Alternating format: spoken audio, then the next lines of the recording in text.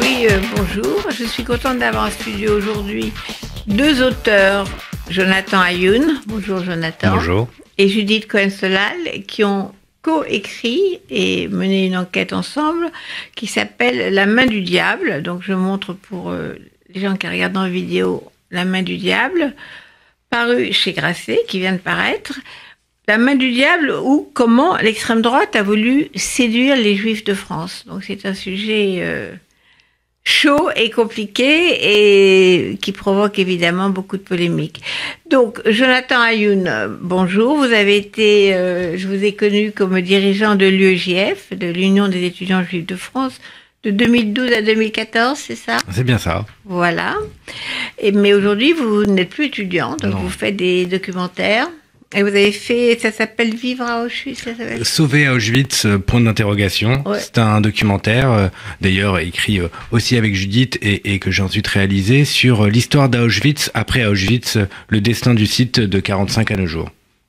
Et vous allez jusqu'à quelle époque? Jusqu'à aujourd'hui, c'est les nouvelles menaces qui pèsent sur le lieu, celles qui sont par exemple l'urbanisme grandissant qui vient recouvrir des espaces du camp et le tourisme de masse qui vient aussi dénaturer le sens d'un travail de mémoire ou de recueillement et qui viennent faire de ce lieu plutôt un lieu banalisé en termes de visite touristique. Et c'est cette tendance justement au tourisme de masse et à la banalisation du site d'Auschwitz, ça continue ou les Polonais ont pris des mesures? Non, ça continue. Alors la dernière affaire en date d'il y a une semaine où le musée d'Auschwitz a demandé à ce qu'on arrête de faire des selfies, à ce qu'il y ait plus de décence, parce qu'il y a un très grand nombre de selfies, mais à part ce genre de petites indications données de temps en temps par le musée d'Auschwitz, il n'y a pas de travail de fond, selon moi, qui est entrepris pour faire évoluer le site.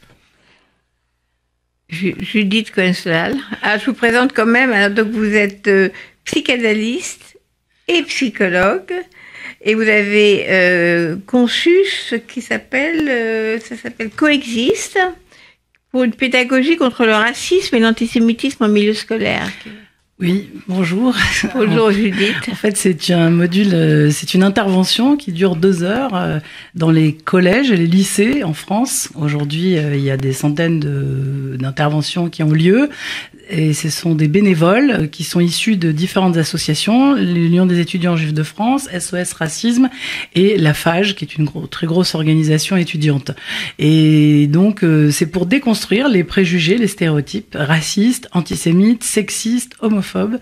Voilà, donc c'est une méthode un peu particulière parce que elle est interactive. Bon, ça, il y en a d'autres, mais elle joue sur un déclic qui va se passer à partir d'associations de mots que les élèves vont faire de manière totalement libre et ils vont pouvoir donc mettre en place leur représentation et on va travailler sur ces représentations-là. On voit comment elles sont construites et on va les déconstruire avec eux. Voilà. Alors, est-ce que ça marche? Est-ce que vous avez l'impression que ce travail fait vraiment bouger les lignes et fait avancer un peu la coexistence justement entre les différentes communautés? Alors, maintenant, ça fait près de 15 ans que ça existe, donc on peut dire que ça marche, puisque ça continue. Que ça continue. Il y a toujours des demandes, et j'étais il y a quelques jours avec Guillaume Jiquel, qui en fait était un des premiers professeurs à avoir accueilli, il y a une quinzaine d'années, Coexiste. Aujourd'hui, il travaille au ministère, à la DGESCO, et justement, il a voulu qu'on aille parler de Coexiste, lui, avec le recul qu'il a, de nombreuses années où il a accueilli Coexiste, et il a constaté qu'il y avait en effet un effet qui se passait, que pour les élèves, quelque chose advenait. Donc il faut faire plein de coexistes. Ah oui, ça, on est d'accord. Lancé par l'État. Il faut déconstruire les préjugés. Vous en avez parlé au ministère actuel, au gouvernement actuel? Alors, le gouvernement actuel est tout à fait sensible et il y a quelques jours, puisque Jonathan a fait un film a été le réalisateur d'un film sur Coexiste, justement, et nous étions invités à l'université de Reims avec Frédéric Potier, qui est le délégué interministériel de la DICRA, et justement, c'est un projet, je pense, qui leur tient à cœur parce que il a vraiment cette particularité de ne pas être juste de la transmission de savoir, ce qui est indispensable. Donc il faut qu'il y ait d'autres choses qui fassent ça, et que là on donne évidemment du savoir. Il faut que les gens parlent. Faut qu'ils parlent. Mais oui, ouais. Il faut en fait qu'ils se rendent compte, qu'ils prennent conscience eux-mêmes de ce qui se passe pour qu'il y ait un déclic et qu'ils se disent tiens, c'est vrai, il y a quelque chose que je ne sais pas. Ah oui, j'avais jamais vu que ce que je croyais être un fait, eh bien, est un préjugé. Alors, puisque ça fait 15 ans que ça existe, est-ce que vous avez trouvé que la situation empirait ou finalement les choses sont pas pires qu'il y a 15 ans? C'est la question du racisme, de l'antisémitisme, de la montée du complotisme, enfin tous ces fléaux dans les lycées et les collèges. En fait, on peut dire que c'est très dépendant de ce qui se passe. Les élèves absorbent au fond tout ce qui se passe dans la société. Donc il y a évidemment, quand il y a des pics d'antisémitisme, alors ça va se retrouver. Quand il y a des pics de complotisme aussi. D'ailleurs, au fur et à mesure, on a dû justement s'adapter, voir comment est-ce qu'on déconstruisait le complotisme. C'est pas pareil que pour l'antisémitisme, c'est pas pareil que pour le racisme. Donc chaque préjugé a sa propre déconstruction. Donc nous, on va avec ça. Je ne sais pas s'il y a une recrudescence aujourd'hui dans les collèges et les lycées. Les statistiques disent que oui, mais à la fois, moi, je trouve qu'il y a beaucoup de programmes, beaucoup plus qu'avant, qui sont consacrés à ça. Il y a un travail qui est fait dans les établissements. Moi, je tiens toujours à saluer les établissements parce qu'on leur tombe toujours dessus en disant que les profs, les proviseurs, nous, dans énormément d'endroits, on voit des gens qui sont très dévoués, qui y croient et qui parfois sont désarçonnés parce que il y a comme un décalage entre les profs, l'enseignement et les élèves. Donc, ils disent dès qu'on ressent qu'il y a un eux et nous, on commence à se poser des questions et à travailler. Mais encore une fois, Judith Cohen-Solal, si on multipliait ce type d'initiative, ça serait peut-être plus efficace que simplement décider d'enseigner des choses différentes. Est-ce que c'est pas une des solutions au problème, de multiplier les prises de parole et l'écoute? Alors, dans tous les cas, oui, il faut multiplier ce genre d'initiatives, mais il ne faut pas renoncer par derrière à faire de la culture, à donner, parce qu'en 2 heures, on n'a pas le temps, on s'en rend compte et on s'aperçoit souvent que les préjugés, les stéréotypes sont construits sur de la méconnaissance, vraiment, sur des idées bateaux, sur des espèces de phrases toutes faites, et quand on vient interroger ces phrases toutes faites, au lieu de s'y confronter directement, alors oui, on s'aperçoit que il faut qu'il y ait ce genre d'initiative qui soit multipliée. Ça, je ne vais pas dire le contraire. Alors, j'avais encore une question, mais c'était à propos justement des élèves et d'Auschwitz. Maintenant, je me tourne vers Jonathan Ayoun. Est-ce que les voyages scolaires, effectivement, c'est vraiment efficace pour faire avancer les faire évoluer la prise de conscience d'élèves, de jeunes élèves des lycées français, des collèges. Oui, mais à condition de ne pas croire que c'est la solution, sorte de remède miracle pour pouvoir guérir quelqu'un de l'antisémitisme. Donc ça a de l'importance, mais il faut vraiment ne pas croire que c'est par un travail de mémoire qu'on va régler le problème de l'antisémitisme aujourd'hui en France. Je donne pour exemple, j'ai été intervenant Coexiste, donc quand j'allais dans les classes, à côté du mot juif, donc il y a association libre de mots, qui vient aussi de la psychanalyse de fait, et donc à côté du mot juif, que marquent les élèves, les premiers mots qui leur viennent en tête, soit des préjugés, et ça c'est quand même malgré tout ce qui est mis au travail dans Coexiste, soit victimes de la Seconde Guerre mondiale. Et je pense que de figer les juifs dans une identité de victime à un moment clé, et qu'il faut enseigner malgré tout de l'histoire, qu'il faut enseigner même plus que malgré tout, avant tout, mais les figer simplement dans cette identité de victime, c'est un problème. Donc je pense que le travail doit aussi être fait de transmission d'histoire ou de savoir, de l'histoire juive en France, de l'histoire de l'émancipation des juifs au moment de la Révolution française. C'est tout ce travail-là plus général qui doit être mené.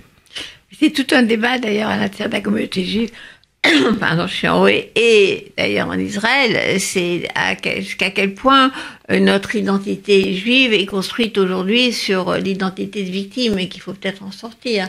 Et ça reste un débat très récurrent, surtout depuis quelques années à l'intérieur de la communauté juive. Est-ce qu'on veut vraiment être défini par le fait qu'on est des victimes? Peut-être pas. Donc, alors, vous êtes ici, Jonathan Ayoun, Judith Cohen-Solal, parce que vous avez fait ensemble un livre, donc La main du diable, qui vient de paraître ou qui paraît ces jours-ci chez Grasset, sur la main tendue, je dirais, par le Front National, qui s'appelle aujourd'hui Rassemblement National, mais c'est le même, par le Front National en direction des Juifs. Et d'ailleurs, quand j'ai lu votre livre, j'étais étonnée de voir tous les efforts qu'ont fait les cadres du Front National, à commencer par Jean-Marie Le Pen, et on continue avec sa fille et sa petite fille, pour attirer des Juifs chez eux, pour se réconcilier. Alors je lis le passage qui résume bien la situation. C'est Louis Alliot, qui est donc le conjoint de Marine Le Pen, qui répond à une interview à Valérie Gounet, historienne spécialiste du Front National. Alors Louis Alliot dit « C'est l'antisémitisme qui empêche les gens de voter pour nous. Il n'y a que cela. À partir du moment où vous faites sauter ce verrou idéologique, vous libérez le reste. Depuis que je la connais, Marine Le Pen, dit Louis Alliot, est d'accord avec cela, c'est la chose à faire sauter. » Alors, donc, l'antisémitisme serait un verrou qu'il faut absolument faire sauter. Pourquoi? Pour que le Front National progresse. C'est quoi le but? Ou alors pour qu'il soit dédiabolisé? Cette obsession du verrou, c'est tout au long, on va revenir sur l'histoire, mais c'est tout au long du livre, on voit à quel point le Front National veut faire sauter ce verrou. Jonathan Youn, Judith Cohen-Solal. En fait, l'antisémitisme, aujourd'hui, on le voit, ne peut pas être réclamé. On ne peut pas se réclamer d'être antisémite. D'ailleurs, on s'aperçoit que même ceux qui le sont s'emploient vraiment à dire le contraire. Antisionisme. Par exemple, antisionistes, ou bien tout simplement font des procès parce qu'on les a, disent-ils, attaqués d'être antisémites. Donc, en fait, ça, c'est quelque chose qu'on ne peut pas poser après la Deuxième Guerre mondiale, après la Shoah. Il y a quelque chose de tabou. Ouais. Hein, et donc, ce qui se passe à l'intérieur du Front National, il y a quand même des expressions de racisme, d'antisémitisme patent. On peut le voir au fur et à mesure, on l'a vu d'ailleurs au fur et à mesure de l'enquête qu'on a pu mener. Mais il est très important que dans les déclarations publiques, et c'est ce à quoi s'est employée Marine Le Pen, contrairement à son père, il est très important que dans les déclarations publiques, il n'y ait rien qui dépasse, voire même le contraire. Puisque être antisémite, c'est en quelque sorte ne pas faire partie du paysage politique français acceptable. Et même le père, je vous interromps, cela. En 1984, à l'époque où d'ailleurs moi je l'avais interviewé, elle avait été la première à interviewer Jean-Marie Le Pen, c'était en 1983, Le Pen déclare « Je n'ai jamais ressenti le moindre sentiment antisémite. Si par antisémitisme, on entend vouloir persécuter ou nuire à un juif, ou même établir des distinctions entre diverses catégories de Français. » Donc, Le Pen, à cette époque, 83-84, c'est le moment où il fait une percée au municipal et aux européennes. On revient en arrière sur l'histoire. Le Pen est entouré, vraiment à l'époque encore, de vieux Waffen-SS, de vieux pétinistes, de vieux collabos, etc. Et il dit ça, alors qu'il lui-même, il a commencé sa carrière en publiant et diffusant les disques de la Wehrmacht et des chants hitlériens. Et il y a cette espèce, comme vous venez de le dire, de dichotomie, de schizophrénie. Je sors les disques de Hitler, mais je ne suis pas antisémite. Oui, et ça, c'est Le Pen père. Hein. Oui, tout à fait. Il était, et notamment dans une interview à Tribune Juive, où à l'époque, il était interviewé, ce qui serait aujourd'hui paraîtrait invraisemblable, de faire la une de Tribune Juive, avec un dossier d'ailleurs plutôt complaisant à l'égard de Jean-Marie Le Pen. Mais quand on remonte dans l'histoire, on comprend mieux. C'était 84, tout à fait. 2 ans après, Tribune Juive et son directeur de rédaction Jaco Grunewald reviennent sur leur position et ils regrettent, oui, c'est une autocritique. Mais il faut quand même se rappeler qu'à la fondation du Front National, Jean-Marie Le Pen a été choisi par les fondateurs du FN, et comme vous l'avez très bien rappelé, qui sont des anciens nazis. On peut dire que le parti a été fondé par des anciens nazis, puisque sur les 10 fondateurs, plusieurs ont fait partie de la Waffen-SS, Charlemagne, et certains OAS. Et ben, ils ont choisi de mettre en avant quelqu'un de plus lisse, de plus présentable, qui n'était pas justement dans les organisations paramilitaires militaire parachutiste et qui pendant la guerre était trop jeune pour être engagé puisqu'il avait 16 ans au sortir de la guerre. Donc ils choisissent Jean-Marie Le Pen. Donc déjà à la fondation de ce parti-là, on cherche à mettre un visage lisse, un visage présentable, comme quelque part cherche à l'être aujourd'hui sa fille. Mais on voit bien qu'au fur et à mesure, eh bien cette façade-là, eh bien elle ne tient pas, puisque quand ceux qui mènent l'enquête et qui travaillent plus précisément se rendent compte de qui dirige le parti et quelles sont l'idéologie qui les anime, et aussi parce que eux-mêmes font des déclarations qui les dépassent. Et Jean-Marie Le Pen, donc c'est en 87 avec la fameuse déclaration sur les chambres à gaz, point de détail de la Seconde Guerre mondiale, et surtout la phrase qui suit qu'on oublie où il dit mais pourquoi doit-on m'obliger de croire à cette vérité révélée? Pour moi c'est celle-ci qui est encore plus claire. Voilà, c'est important parce que bon, tous les gens qui nous écoutent n'ont pas forcément suivi cette partie, cette période parce qu'ils sont plus jeunes. De rappeler quand même que le vernis Jean-Marie Le Pen, ça a explosé par moments avec des blagues comme Durafour crématoire, c'était pour se moquer d'un ministre Durafour, et ça ressortait quoi par moment. Alors il y a l'histoire du détail, les chambres à gaz sont un détail de l'histoire de la Seconde Guerre mondiale, et également le soutien quand même à Forisson, c'est-à-dire la négation, il a jamais été très clair sur cette question. Tout à fait, puisque cette fameuse déclaration, celle qui a le plus marqué, dont on garde le plus le souvenir, qui est sur le point de détail de la Seconde Guerre mondiale, c'est en réponse à une question qu'il interroge d'ailleurs sur Forisson, sur Henri Roquet, sur des négationnistes notoires, bien évidemment. Donc oui, il a eu un soutien, une complaisance qui s'est manifestée d'ailleurs jusque dernièrement concernant Jean-Marie Le Pen, puisque lorsque Dieudonné reçoit Robert Forisson, il salue cela et il accepte d'être le parrain des enfants de Dieudonné. Donc c'est cette galaxie-là qu'il a construit, qu'il a alimenté depuis les années 80, auquel il est toujours attaché. Alors, pour revenir encore une fois sur 83-84, moi je me souviens que j'avais été interviewée dans une espèce de local de l'époque, Jean-Marie Le Pen, et c'était vraiment un groupuscule. Ils ont surpris tout le monde en cartonnant aux élections, mais c'est un groupuscule. Et physiquement, c'était vraiment entouré de vieux nazis. On les voyait, ils étaient là, la division Charlemagne dont vous venez de parler, les types condamnés à la libération, enfin ils étaient devant moi, et Le Pen était très très content d'annoncer la journaliste qui venait d'interviewer, Annette Lévy, en insistant sur le Lévy. J'ai oublié Lévy-Villa, Lévy. Et c'était vraiment, j'ai ressenti moi-même à quel point j'étais manipulée dans cette histoire. Il était très très content. Après, il était très mécontent de l'interview, donc sa sympathie pour Mademoiselle Lévy a tout de suite changé en incrimination, haine, etc.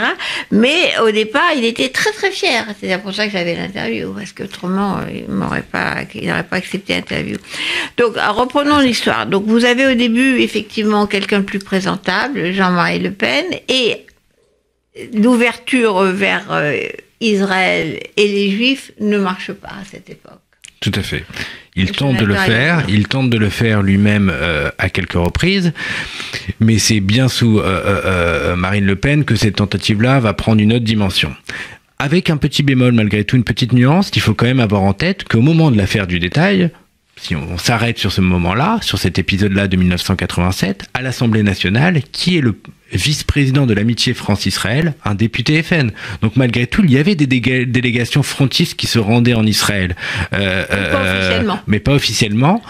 Et aujourd'hui, non plus. Israël avait maintenu, et maintient encore d'ailleurs, une ligne qui était on ne reçoit pas officiellement des militants ou des délégations du Front National. Tout à fait. Et même des élus du Front National. Et c'est une ligne qui est tenue jusqu'à aujourd'hui, puisque Marine Le Pen a ce désir contrarié, et que lorsque Louis Alliot, son compagnon, ou Nicolas B, son secrétaire général, se rendent en Israël, il ne rencontre aucun officiel, il rencontre de manière inattendue, improvisée, sur des quiproquos, quelques ministres comme ça, en s'infiltrant à quelques endroits, et ils font croire que c'est une rencontre officielle, mais à chaque fois, le gouvernement israélien dément. Donc, la digue ne rompt pas. Alors, ce qui est quand même vraiment intéressant dans votre livre, je rappelle le titre, La main du diable, comment l'extrême droite a voulu séduire les Juifs de France, c'est une enquête de Jonathan Ayoun et Judith Cohen-Solal, ce qui est vraiment je dirais, inquiétant, c'est que quand même, ça finit par marcher à un moment donné. C'est-à-dire que, surtout localement, quand vous faites le tour des municipalités dirigées par des élus frontistes, ça commence quand même, les passerelles s'établissent avec des juifs ou des communautés. Enfin, j'aimerais bien que vous parliez. Voilà, vous avez pris des exemples de Nice, vous avez pris l'exemple de Marseille, qui est quand même le plus intéressant, je trouve, et d'autres municipalités. Est-ce que ça commence justement à être perméable? C'est-à-dire est-ce que la digue qui est isolée les juifs du Front National commence à sauter? Moi, je dirais Judith Cohen-Solal. Alors moi, je dirais que oui et non. Parce que localement, on s'aperçoit qu'il y a de la vie au quotidien qui est partagée. Il y a une proximité, en fait, physique. Les gens se croisent, se rencontrent. Il y a, et le maire est du Rassemblement national, enfin, du Front National. Et donc, il y a toujours des choses à régler pour les communautés juives. En particulier, vous insistez beaucoup sur les cimetières. Oui. C'est un sujet très, très douloureux parce que c'est les carrés juifs qui datent souvent de très très longtemps. Absolument. Surtout dans le sud où, oui, dans le sud de la France. Les juifs expulsés du royaume France se sont retrouvés dans le sud, autour d'Avignon et Carpentras, les vieilles communautés juives, avec des vieux cimetières. Et à Fréjus, notamment, le président de la communauté nous a expliqué combien il était obligé d'être en lien avec le maire parce que c'est le bon vouloir des mairies, en fait, de préserver ou pas un carré juif. Donc lui se sent une responsabilité, il pense qu'il doit, dans tous les cas, avoir un lien, un échange. Ensuite, ça se travaille, ça se discute sur est-ce qu'ils vont à des manifestations où ils sont invités à la mairie. Fréjus, c'est Rachid, c'est ça? Oui, c'est David Rachline. Oui. C'est David Rachline, dont le président de la communauté a essayé, dans une de ses rencontres, de lui rappeler que Rachline, c'était des origines juives, lui a amené un papier qu'il avait pris de Yad Vashem, qu'il a, d'après ce qu'il nous a raconté, laissé de côté. Ça ne l'intéresse pas. En fait, il n'a pas du tout envie de se réclamer de cette identité-là. Oui, enfin, il pourrait assumer, on va dire, en quelque sorte. Il n'a pas changé, non. Il dit une phrase qui, pour moi, est terrible. Il dit je ne suis pas juif selon les codes, mais j'aimerais devenir comme Charles Maurras et avoir la foi catholique de fait à la fin de ma vie. Donc, il est plus nuancé là-dessus, mais donc, à la fois, il rejette sa filiation juive et en même temps, il veut s'inscrire dans celle de Maurras. Donc, tout est dit. Il est très jeune, il a le temps, il a le temps de changer d'avis. Enfin, il se réfère quand même à Charles Maurras. Hein. Donc, pour revenir au cas de Fréjus, qui est un cas effectivement, qui est quand même compliqué. Donc, oui, parce que quand il y a des visites, par exemple, le maire arrive à un moment d'une commémoration ou au moment d'une célébration juive. Alors, faut-il faire on va dire un événement de cela en lui refusant l'entrée? Bon, le président de la communauté juive dit là on l'accueille, mais là on n'y va pas.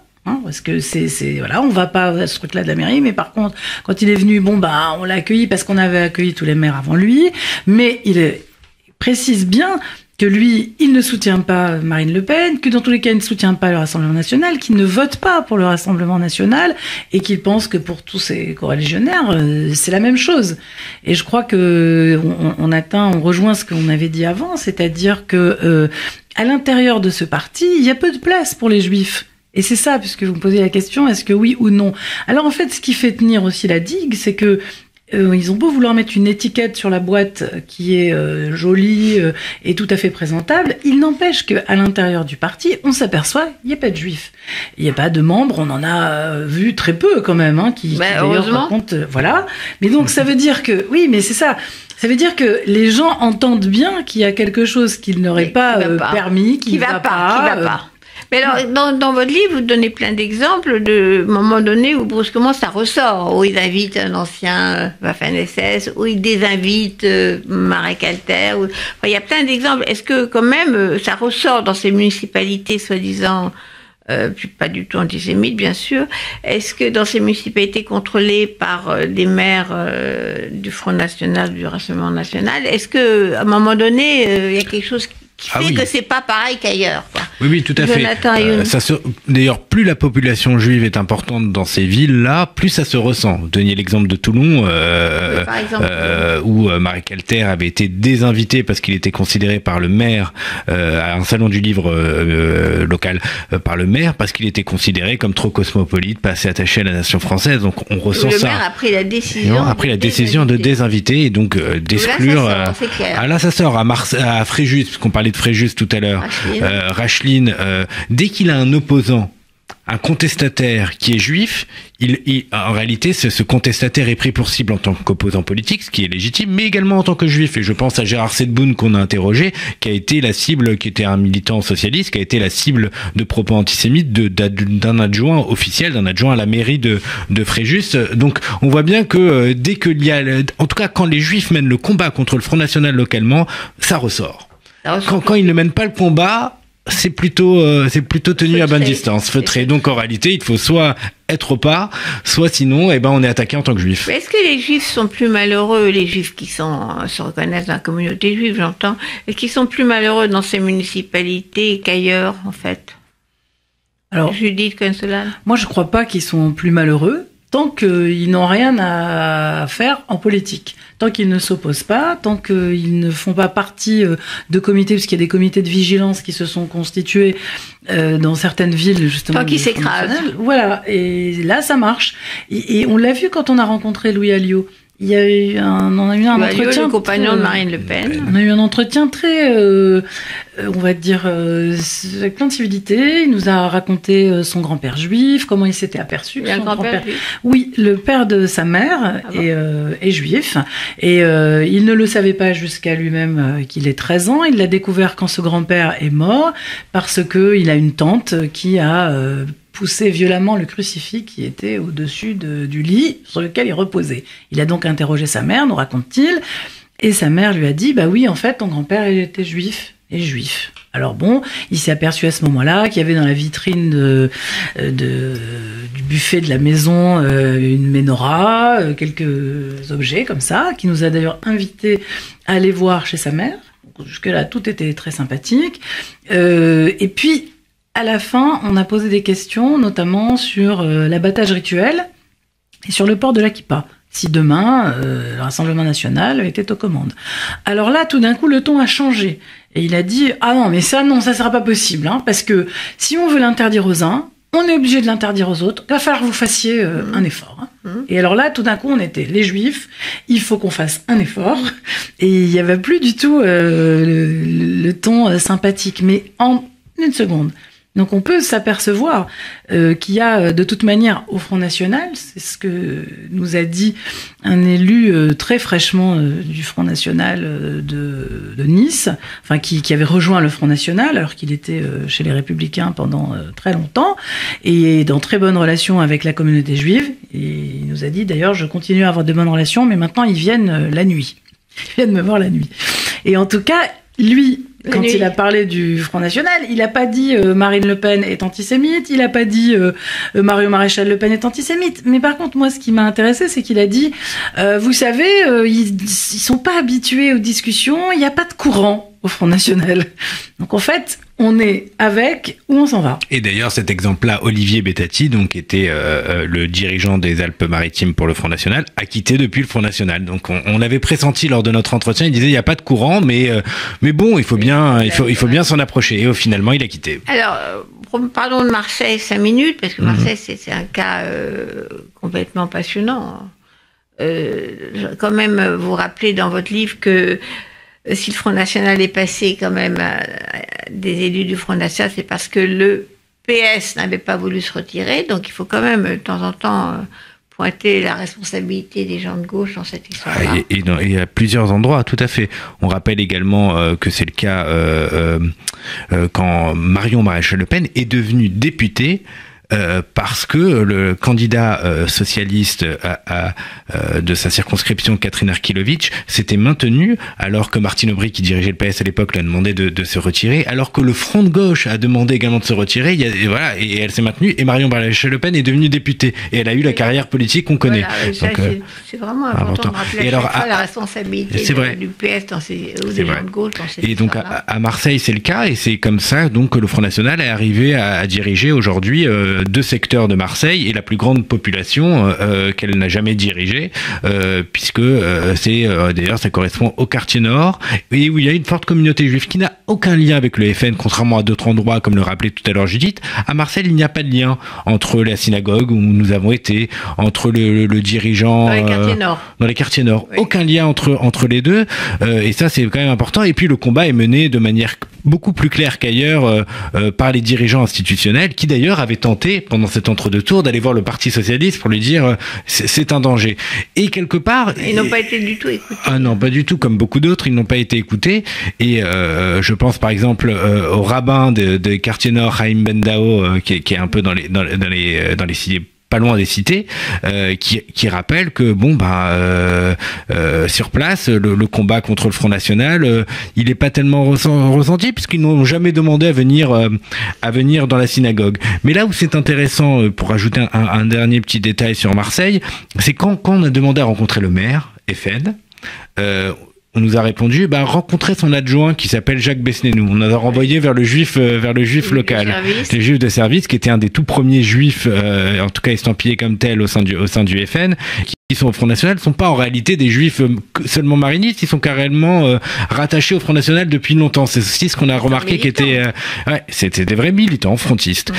Mais on veut montrer qu'il y a des juifs au Front National, parce qu'il y a un vieux fantasme. Et donc, quelque part, quand vous rappeliez votre anecdote de 83, où ils étaient très heureux de recevoir une journaliste, Lévy, ils le mettaient en avant, il y a un vieux fantasme à l'extrême droite de vouloir faire cohabiter juifs et antisémites.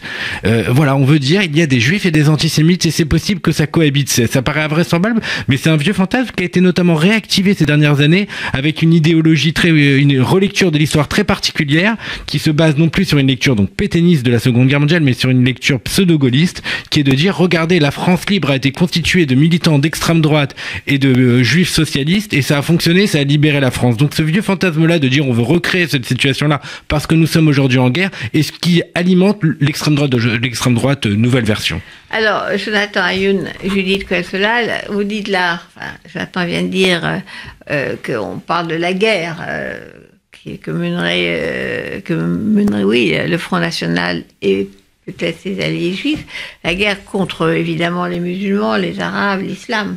C'est cette guerre-là qui essaie d'unifier des juifs avec des militants d'extrême droite sur l'ennemi commun que seraient les arabes. Oui, là, il y a sans doute un fait qu'il faut prendre en compte, c'est l'inquiétude des Juifs de France. C'est la peur, c'est le fait qu'il y a donc des morts. Il y a des gens qui ont été tués.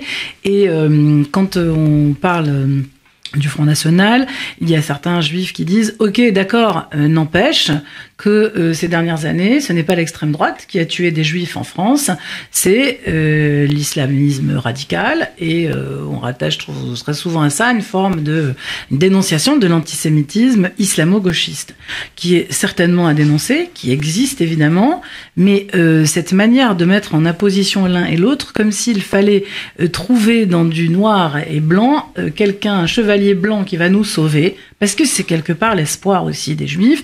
Il y a quelqu'un qui va se réveiller, se lever en France, et qui va mener un combat et nous débarrasser de l'islamisme radical.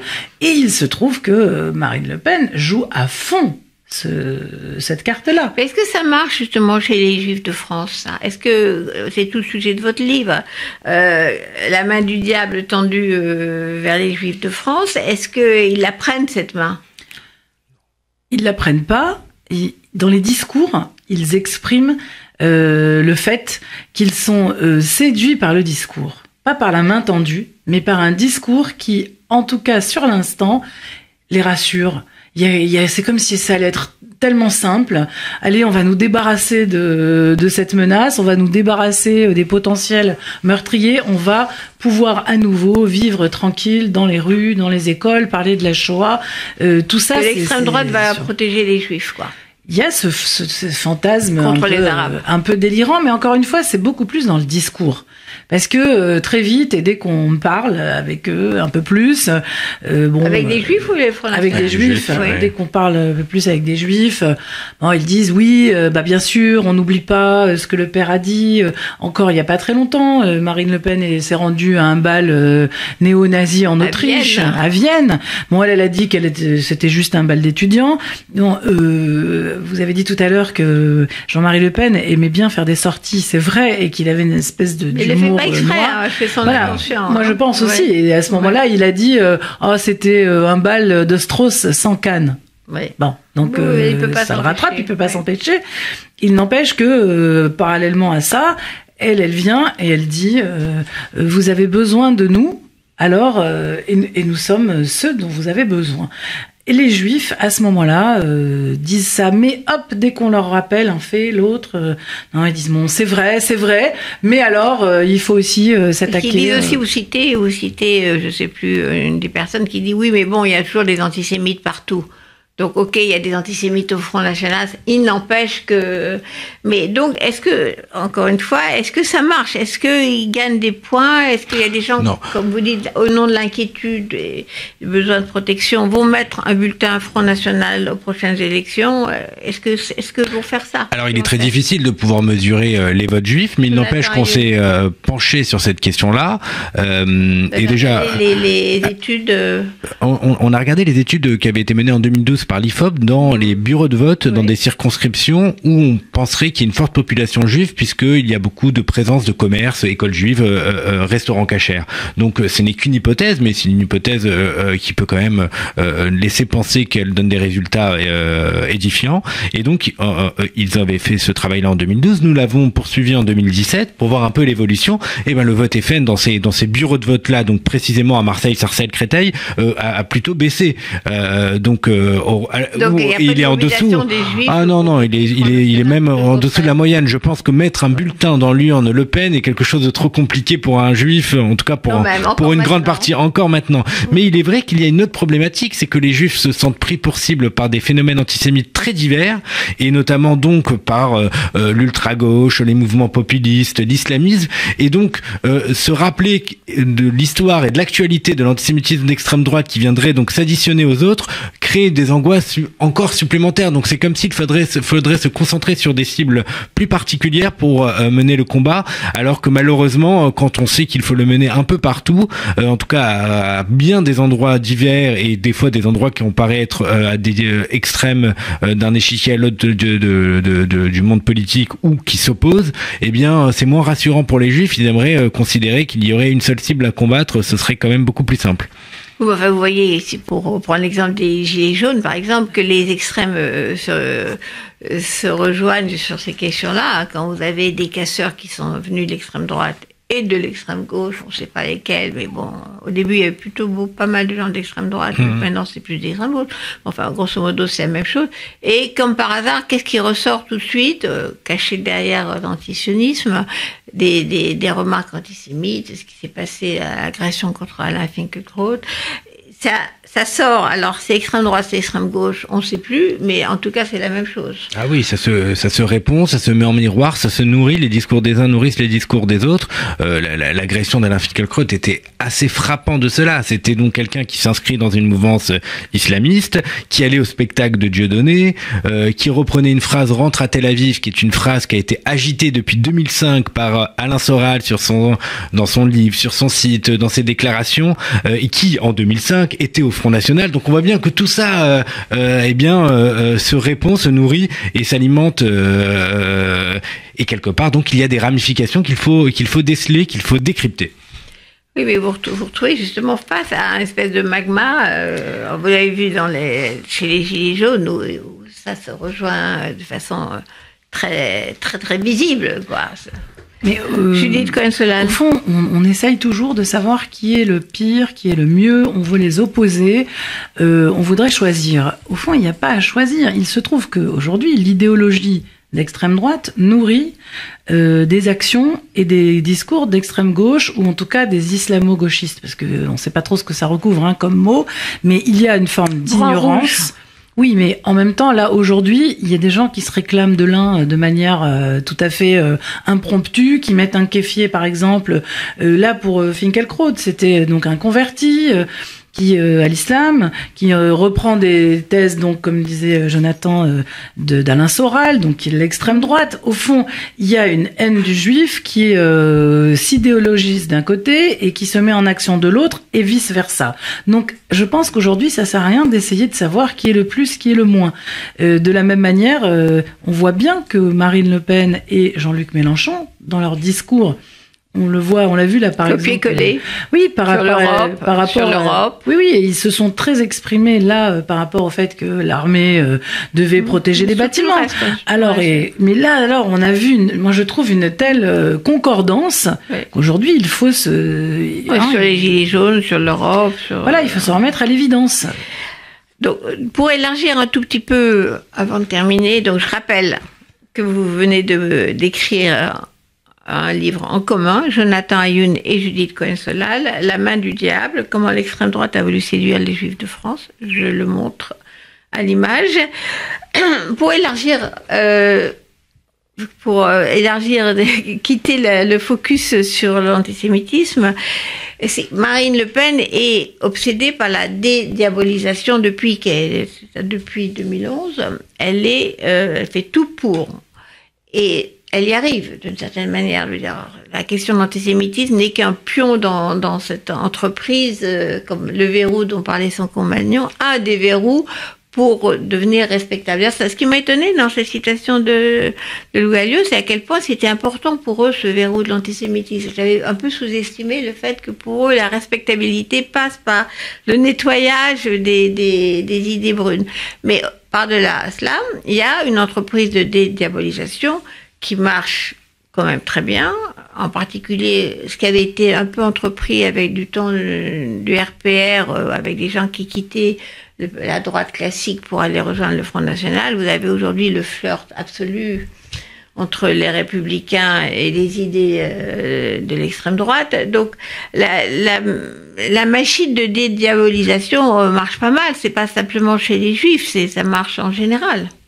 Alors, Judith Cohen-Solal. Moi, je crois que de la même manière qu'on parlait tout à l'heure par rapport à l'antisémitisme, elle ne nettoie pas les idéologies brunes à l'intérieur du parti, elle a nettoyé la façade. Et ça marche très bien. La vitrine a été nettoyée au Karcher, et on a fait une exposition très jolie dans la vitrine.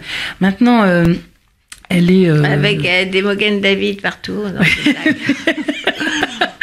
Non, en fait, il se trouve que le parti reste quand même ce qu'il est à l'intérieur, parce que c'est quand même le fonds de commerce, parce que ce sont eux qui votent, et surtout, je pense que c'est le fonctionnement du parti, intrinsèquement, qui, ne pouvant donc contenir ni des courants, ni des contradictions, ni des discussions, c'est quand même, on est de père en fille. Elle a exclu son père, quand même. Marine Le Pen a viré son père du parti. Au moment où elle l'avait viré, c'était donc pendant les élections, c'est quand même lui et une micro-constitution qu'il avait faite qui a continué à financer la campagne de Marine Le Pen. Oui. Donc elle le vire, et puis on a vu qu'il y avait acte de réconciliation il n'y a pas si longtemps. Ils se sont tous retrouvés à Montrétout, la famille ensemble, et voilà. Et après, donc, il y a la nièce, donc il y a une espèce de lignée comme ça, familiale. On veut garder une dynastie, on veut garder le nom, et tant que ça fonctionne comme ça... Marion Maréchal, elle l'a enlevé. Mais elle est partie. Elle a quitté pour l'instant. Elle a quitté pour l'instant la politique. Oui.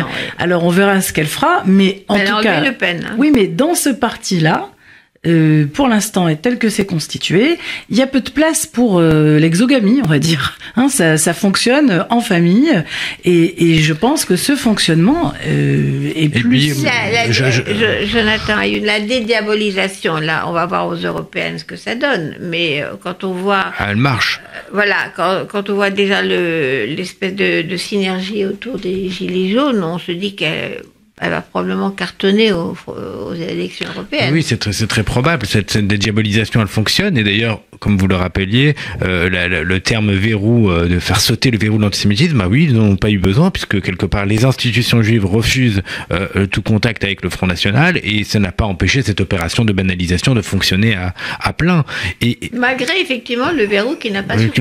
Ce verrou-là n'a pas sauté. Donc, en réalité, contrairement à ce que dit l'UALIO depuis 2013, ils n'ont pas besoin de cela. Moi, je suis en revanche, d'accord. Alors, Judith n'est pas du tout d'accord. Alors, mais je terminerai sur cette question-là de dédiabolisation et de pourquoi ça fonctionne à ce point-là. Et je pense que c'est aussi parce que, en effet, elle adore mettre en avant une façade présentable, et quand on vient un peu chercher à aller un petit peu plus au fond, eh bien, elle cherche à faire barrage en disant mais non, il n'y a pas de problème, et que donc ceux qui, notamment dans le monde médiatique, les journalistes qui viendraient continuellement rappeler tous les idées brunes qui sont menées par des hommes peu fréquentables et très sulfureux au sein de son parti, passent pour des vociférateurs, parce que tout de suite elle dit oh là là. Je donnerai comme exemple, elle vient de nommer directeur de communication des Européennes. Donc là, on est vraiment dans l'actualité brûlante.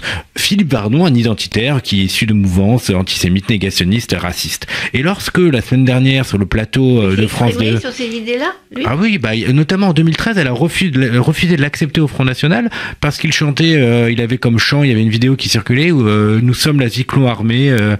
Donc voilà, il s'est exprimé à de multiples reprises de manière claire, antisémite et raciste encore plus récemment. Elle l'a nommé donc chef de campagne. Chef des communications des Européennes. De la campagne. Thomas Soto, sur l'émission politique sur France 2 il y a 2 semaines, lorsqu'elle était invitée, lui rappelle ce fait d'armes. Et là, elle dit une phrase qui pour moi dit tout. Elle dit oh, il a eu un passé un peu radical. Et donc là, soit Thomas Soto doit se retrouver obligé de reprendre ce terme-là et donc de continuer l'interview encore quelques minutes de plus sur cet événement-là, et donc de passer pour un vociférateur obsédé par ce sujet-là, soit il la laisse dire cette phrase-là et on passe à autre chose. Et donc là, la façade est préservée, alors que la phrase un peu radicale est extrêmement grave. Il a repris à ce moment-là. Et non, il n'a pas repris, on est passé à autre chose. Oui, qu'est-ce que c'est un peu radical? C'est raciste, antisémite. Si c'est un peu radical, voilà. Là, ça ressort, comme on disait tout à l'heure. Bon, alors, Jonathan Youn, vous êtes plutôt optimiste, c'est-à-dire que quand même, les Juifs ont résisté aux sirènes du Front National, n'ont pas été dupes, et le un peu radical dont vous venez de parler, ils savent ce que c'est encore, donc ils n'y vont pas. Voilà, Judith Cohen-Solal, vous n'êtes pas d'accord avec ça? Oh, moi je dis que en effet les Juifs résistent, mais je pense que la dédiabolisation ne marche pas si bien que ça. D'ailleurs, notamment là finalement, moi j'ai l'impression qu'ils sont tout le temps rattrapés. Et là avec les gilets jaunes, elle est rattrapée parce que là l'opinion nationale est quand même beaucoup moins favorable aux gilets jaunes, pour ne pas dire qu'elle est devenue défavorable. Elle continue quelque part à animer. En fait, c'est comme si c'était toujours le pas de trop, à soutenir une certaine forme de tout contre Macron, d'anarchie dans les rues. Enfin, il faut y aller. Et là, les Français reculent. Et je pense qu'on a vu, selon les sondages, là, elle vient derrière En Marche, elle talonne, mais on se retrouve un petit peu comme au moment des élections. Elle n'a pas vraiment gagné. Il n'y a pas un raz-de-marée qui s'est tourné vers elle. Alors là, je vais conclure là-dessus parce que mon expérience, pour avoir suivi le Front National depuis 1983, c'est que les sondages se plantent parce que, encore c'est un peu moins vrai maintenant, mais c'était vrai au début, les gens ne disent pas qu'ils vont voter Front National. Le coup de tonnerre qu'on avait eu avec la liste Le Pen aux Européennes en 84 et les élections qui ont suivi législatives, c'est qu'aucun sondeur n'avait prévu une montée aussi impressionnante du vote Front National. Et 2002, bien sûr. Mais bon, espérons que les sondages ont raison et que c'est moins grave. Mais là-dessus, il faut attendre les élections, je pense, pour mesurer exactement l'impact. Je suis ravie d'avoir pu terminer sur une note quand même optimiste, qui est que finalement, les Juifs ne sont pas dupes de ces gens d'extrême droite. Ils savent ce qui se cache derrière, que c'est jamais très loin, voilà, et qu'on n'a jamais intérêt à être copain avec ces gens-là. Donc, Jonathan Ayoun, Judith Cohen-Solal, vous venez de sortir La main du diable. Comment l'extrême droite a voulu séduire les Juifs de France et pour l'instant n'y est pas arrivé. Merci beaucoup et à très bientôt. À bientôt, merci beaucoup de l'invitation.